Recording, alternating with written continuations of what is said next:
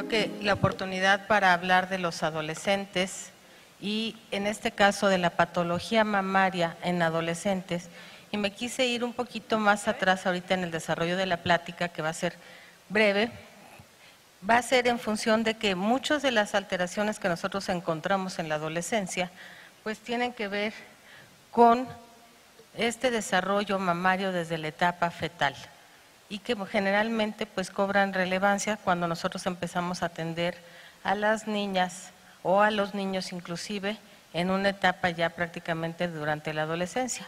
Sin embargo, es importante considerar que muchas de estas alteraciones están presentes desde el nacimiento.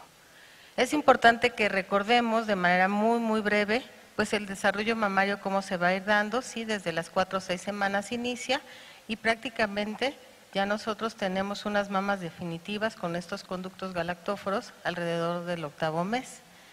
Posteriormente, bueno, ya también se va a dar el desarrollo del pezón propiamente. Y en cuanto a esto podemos detectar algunas alteraciones, sobre todo en los adolescentes, que tienen que ver, a cuántos de ustedes no les ha llegado, con la salida de algún tipo de material a través del pezón o a través de la areola, que a veces el diagnóstico es un poquito difícil. Sin embargo, tenemos que tener presente que puede haber inclusive alteraciones que sean adquiridas y otras alteraciones que nosotros vamos a ver que se van a expresar en la adolescencia con el crecimiento mamario, propiamente derivado de estos estrógenos, y que se van a estar presentes hasta la adolescencia, pero que tienen un origen en esta etapa. Algo muy importante es recordar que a veces decimos, bueno, sí en los adolescentes, pero ¿qué hay de estas niñas pequeñas cuando nacen y no solo presentan sangrado transvaginal muy escaso, las recién nacidas? Generalmente hacemos a un lado y decimos esto es una deprivación hormonal y ahí queda el asunto. Pero a veces nos complica un poquito el abordaje cuando nosotros vemos estas mismas lactantitas que tienen este crecimiento mamario, que también es por una activación hormonal, pero que nosotros exclusivamente tenemos que vigilar si no hay salida de secreción y ver cómo van a ir evolucionando las mamas en función de que esta regresión puede estar presente hasta los 2 años, siempre y cuando no existan otras alteraciones propiamente que indiquen algún desarrollo puberal. Entonces, una vez que ya llegamos a la etapa de la pubertad, y a veces decimos, bueno, es difícil establecer los límites donde ya la pubertad y la adolescencia, ¿no? Un poco lo comentaba en función del tema, alteraciones mamarias en adolescentes.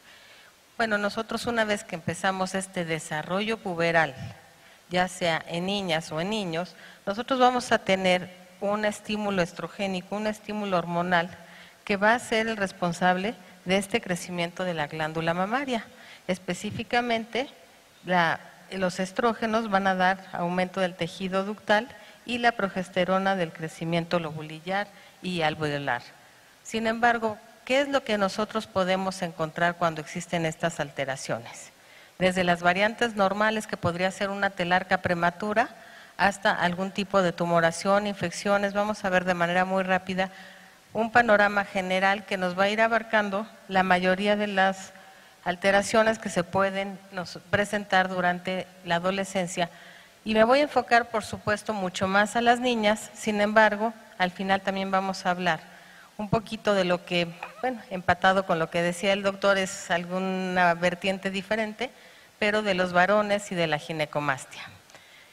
Entonces, vamos a ver, siempre que analicemos alguna alteración mamaria, pues cualquiera de estas situaciones. Podemos tener una alteración por la presencia de una secreción anormal, que recordemos que en pediatría la presencia de alguna secreción a través del pezón o de la areola siempre va a ser anormal. Crecimiento, sobre todo en cuanto a alteraciones, crecimientos exagerados o falta de un desarrollo, que también pueden ser asimetrías o simetrías. Vamos a ver, por ejemplo, en las mamas tuberosas, alteración en los contornos, en la consistencia, y lo que hablábamos de una telarca prematura o de un desarrollo normal. ¿Cuántas veces no nos mandan al consultorio o lo vemos en la práctica hospitalaria? Niñas por una tumoración mamaria, y como la incidencia de cáncer de mama en adultos es muy alta, obviamente dicen, es que yo soy la mamá, tengo cáncer o tuve cáncer de mama, y por ende esta aparición de la telarca, a veces unilateral, es confundida con la posibilidad de alguna tumoración. Vamos a ver que una de las situaciones más frecuentes a las que nos enfrentamos cuando vemos adolescentes es la mastalgia. Y decimos, bueno, no hay problema, si te duele, es previo a tu ciclo menstrual, eso es normal o es esperado.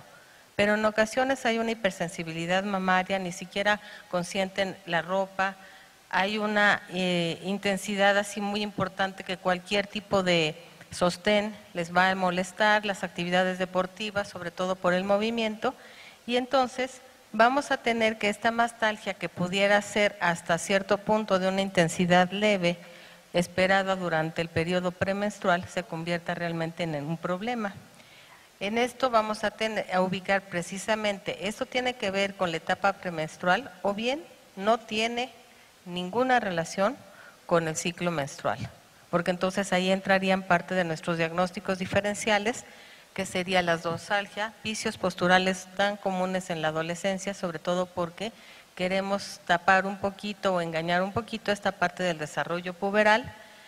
También tenemos que ver esta situación muy importante al momento de revisar las mamas. El tiempo ideal es una semana después, pero si la paciente tiene gran molestia por mastalgia, pues vamos a revisarla. ¿Y qué vamos a encontrar? Cuando esto está relacionado, sí, con el tejido mamario propiamente, con la glándula mamaria, van a ser unas mamas turgentes, duras e irregulares. Sin embargo, cuando nosotros estamos hablando tal vez de una condritis, vicios posturales, dorsalgia, pues generalmente no va a ser el dolor localizado específicamente a la glándula mamaria, sino más bien en alguna parte ósea que tenemos que nosotros establecer el diagnóstico diferencial y pudiera no tener ninguna relación con el ciclo menstrual, ¿sí? Entonces, en cuanto a qué está implicado en esta mastalgia, ya estábamos hablando cambios hormonales, sobre todo relacionados al ciclo menstrual. Y entonces todos decimos, bueno, eso es normal. Sin embargo, los últimos estudios han demostrado que existe una alteración, sobre todo a nivel de receptores y de la prolactina y de la relación estrógenos y progesterona. De ahí que se van a derivar varios de los tratamientos que nosotros podríamos utilizar en estas pacientes que tienen mastalgia de intensidad moderada a severa, inclusive fuera del ciclo menstrual. ¿Cuáles son estos? De primera intención tenemos que recomendarles que el sostén que deben utilizar debe ser de preferencia un sostén deportivo. ¿Por qué? Porque eso nos va a permitir que no tenga ningún tipo de compresión externa, a diferencia de otro tipo de sostenes que tienen generalmente varillas que no son recomendadas en adolescentes. También podemos utilizar un gel de progesterona que se puede utilizar alrededor de 10 días previos a la menstruación, sobre todo en esta fase progestacional, porque se ha visto que puede haber una deficiencia de la producción de progesterona o de los niveles de progesterona y esto favorecer la mastalgia en este equilibrio estrógenos-progesterona. No podemos meternos a detalle así más profundo por cuestión de tiempo. Y otro tratamiento alternativo que nosotros podemos o complementario a esto es utilizar este complejo vitamínico, sobre todo la vitamina E es la que se ha relacionado con una mejoría en cuanto a las molestias que están ocasionando en estas pacientitas. ¿Cómo vamos a hacer nuestro diagnóstico diferencial si estamos dudosos si es alguna situación propiamente localizada a la glándula mamaria o bien a algún problema ortopédico propiamente? Pues una radiografía de columna podría ser un estudio que pudiera ayudarnos y bien podemos utilizar un ultrasonido mamario. Recordemos que el estudio ideal en mamas jóvenes, o sea, estamos hablando de adolescentes, es el ultrasonido mamario. La mastografía per se, por el tipo de densidad del tejido, no tiene ninguna utilidad. Propiamente ya pasando a otro tema, que yo quise ponérselos un poquito en función de la frecuencia que nos estamos enfrentando. ¿Qué tenemos? Las anomalías del desarrollo. Y entonces podemos tener desde pezones supernumerarios, la hipomastia o la ausencia a veces que está relacionada no solo con la carencia del pectoral, sino también un hipodesarrollo de la mama, donde el tratamiento en este síndrome de Poland pues es la reconstrucción, pero hasta los 18 años. La mayoría de los tratamientos quirúrgicos que se van a utilizar en pacientes que tengan alteraciones del desarrollo, ya sea por falta de o por un exceso de este desarrollo, se recomienda por edad que sea hasta los 18 años. Tal vez alguien de ustedes cuestionaría, bueno, a los 16 años podría ser siempre y cuando haya tenido ya un desarrollo puberal completo, un estadio de Tanner 5. Si no es así, no es recomendable. ¿Por qué? Porque entonces podemos tener nosotros después nuevamente asimetrías en cualquier índole. Entonces es importante recordar, a veces el motivo es que tiene un granito aquí y no sé qué puede ser. Pues es un pezón supernumerario, y si nosotros recordamos a través de esto y que llega hasta la ingle, prácticamente es la localización donde nosotros podemos encontrar pezones supernumerarios y con mayor frecuencia a nivel axilar también glándulas supernumerarias, que tal vez en adolescentes, ¿cómo se va a ver? Como si nosotros vemos de frente a la paciente un poquito de asimetría en el momento que la ponemos en una posición de descanso, digamos una posición neutra. Entonces en el pliegue axilar, con o sin pezón, se ve un aumento de volumen y eso nos puede hacer sospechar, o bien porque consulte por mastalgia o por dolor axilar, y entonces pues de repente palpamos nosotros una situación de consistencia blanda, no delimitamos una masa, pero tendríamos que descartar obligadamente la presencia de una glándula accesoria, aun y cuando no tenga pezón. Existen otras alteraciones que vamos a ver nosotros, donde, insistimos, el tratamiento se recomienda que sea hasta los 18 años o 16 años, o siempre y cuando tenga desarrollo. ¿Por qué? Algo muy importante cuando vemos a las adolescentes y es uno de los hitos del desarrollo de los adolescentes, es la imagen corporal. Recordemos que de repente decimos, híjole, pues yo no me siento a gusto con mi cuerpo. ¿Qué hacen las niñas cuando inician el desarrollo puberal? Esconden precisamente su telarca con sudaderas amplias, etcétera, ¿no? Y entonces, ¿qué sucede? Posteriormente ya ellas quieren una blusa donde tal vez se marquen los contornos, es parte de este desarrollo, esta imagen corporal. Y entonces, por eso es que vamos a ver al final algo que está de moda, las cirugías reconstructivas en adolescentes después de los 18 años. Y las llevan las mamás porque quieren o una reducción o un implante para que puedan tener un cuerpo prácticamente perfecto y reforzar así o estar a gusto con su imagen corporal. Entonces nosotros a veces en esta etapa, mientras no tenga desarrollo y si afecta mucho la parte psicológica de su imagen, recomendamos que dentro de ese sostén que tengan, si tienen hipomastia o hipodesarrollo, puedan colocar algunos como cojincitos de tela que puedan aumentar el volumen y por lo menos ya a través de la ropa y todo, parecería tener un volumen dentro de lo normal, si es que esto consideramos que realmente le da problemas de índole psicológico. A veces podemos nosotros tener algunos antecedentes y cada vez lo vamos a ver más porque tenemos más pacientes pediátricos sobrevivientes de enfermedades crónicas que bien van a llegar a la etapa de la pubertad y entonces nosotros tenemos que ver qué antecedentes tienen. Porque sí va a cambiar mucho, aunque el tratamiento sea lo mismo, si esto fue secundario, a lo mejor a radioterapia, algún trauma o alguna iatrogenia, sobre todo cuando detectan tumores, fibroadenomas que menos del 1% son malignos y que de alguna forma lo que van a suceder es que empiezan a hacer cirugías múltiples y esto acaba en una mama mucho más pequeña que afecta a la imagen corporal o bien asimetría.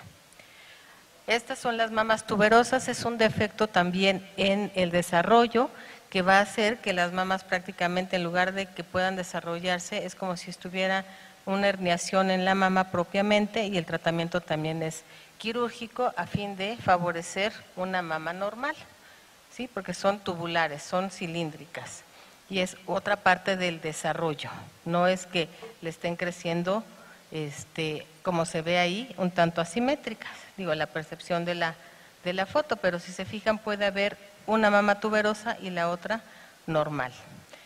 Algo también actualmente que está cobrando mucho énfasis son la hipertrofia virginal, que se llamaba o la macromastia.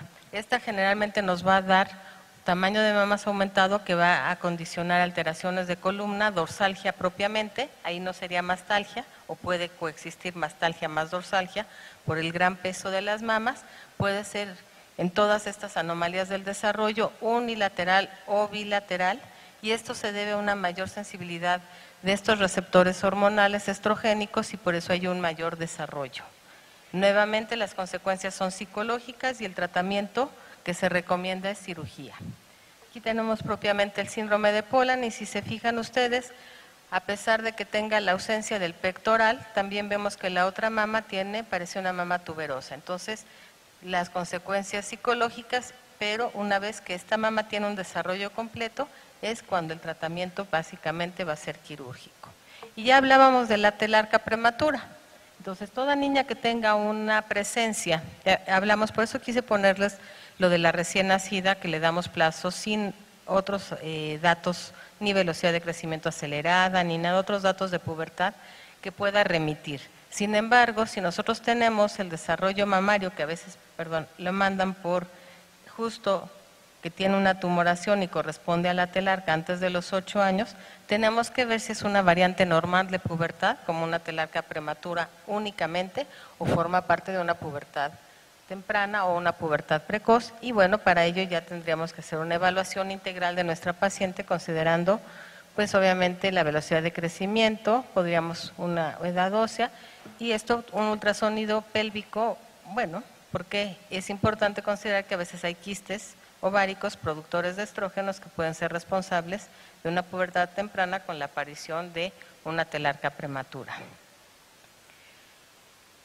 Algo que también cada vez estamos viendo con mayor frecuencia son los tumores mamarios. Estos pueden ser de dos tipos de tejido histológico, ¿sí? O pueden ser mixtos, de tejido conjuntivo o de tejido epitelial.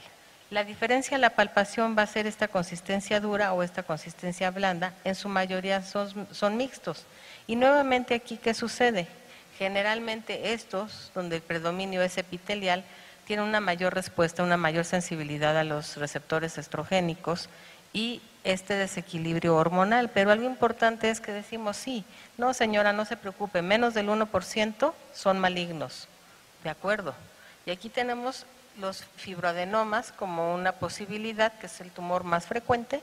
Sin embargo, algo que es importante recalcarle a la mamá es que toda adolescente que tenga el antecedente de un fibroadenoma tiene un mayor riesgo para desarrollar alguna tumoración que amerite una vigilancia. No estamos diciendo necesariamente que es un antecedente para desarrollar cáncer, pero sí es alguien que va a tener que estar en mayor vigilancia.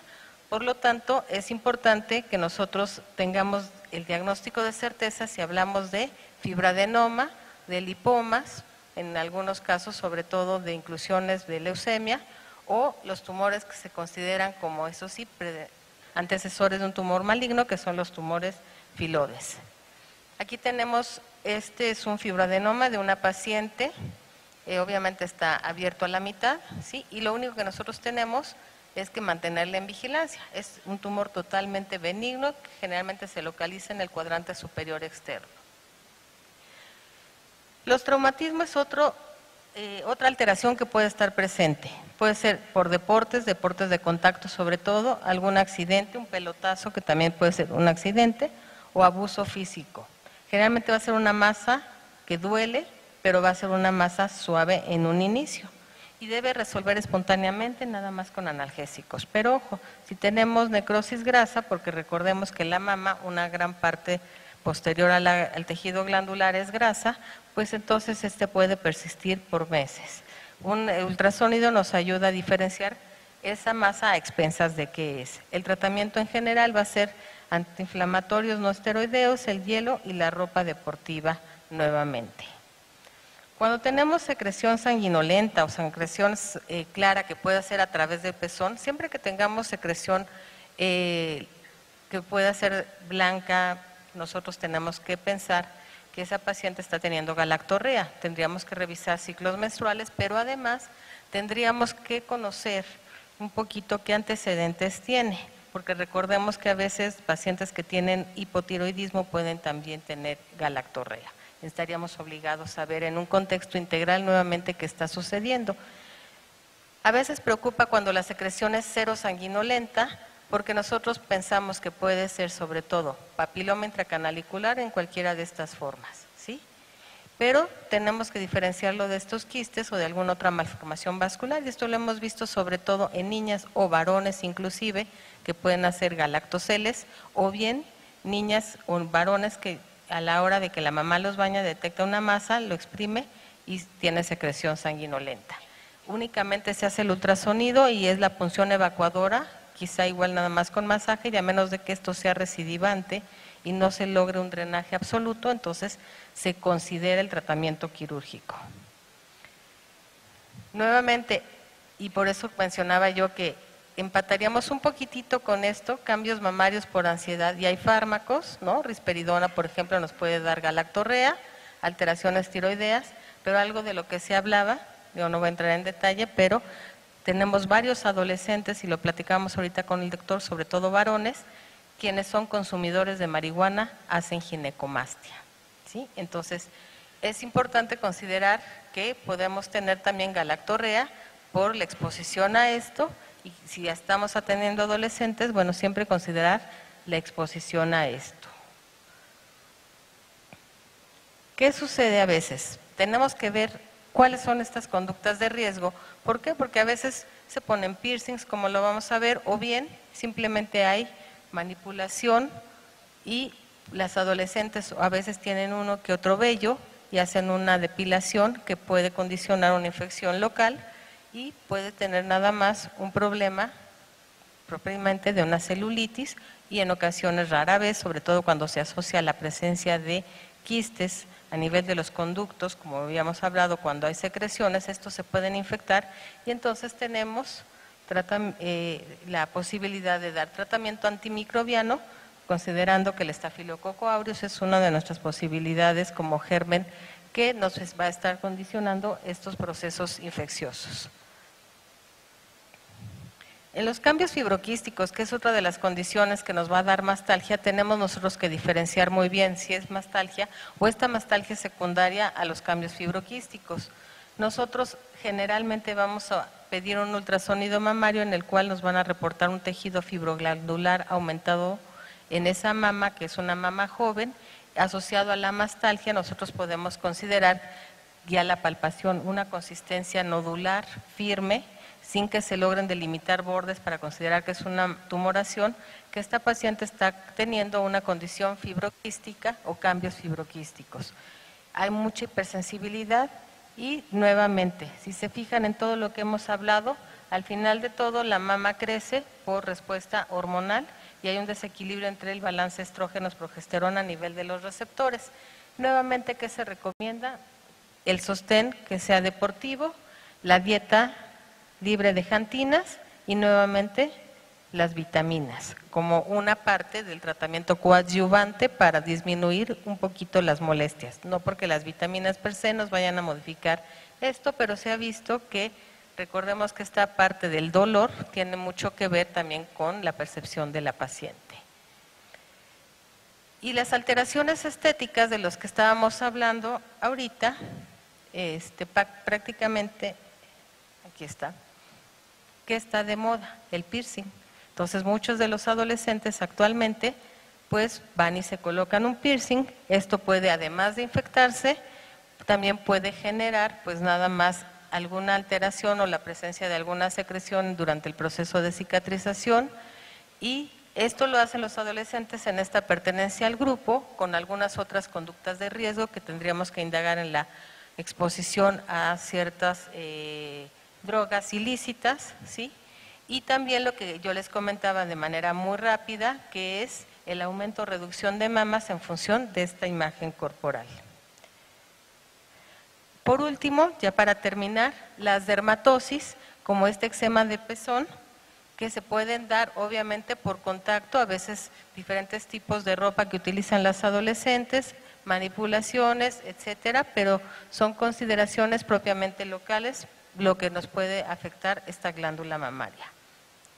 Y bueno, la autoexploración se recomienda que sea alrededor de los 19 o 20 años, eso es lo que recomienda el Colegio Americano de Ginecobstetricia. Sin embargo, decimos, con todo este escenario, no está de más que en la revisión pediátrica la propuesta de nosotros es que desde niñas, desde recién nacidas hasta adolescentes, se revisen. No tiene que ser una revisión como en la mujer adulta, se recomienda una vez al año y una semana después de la menstruación.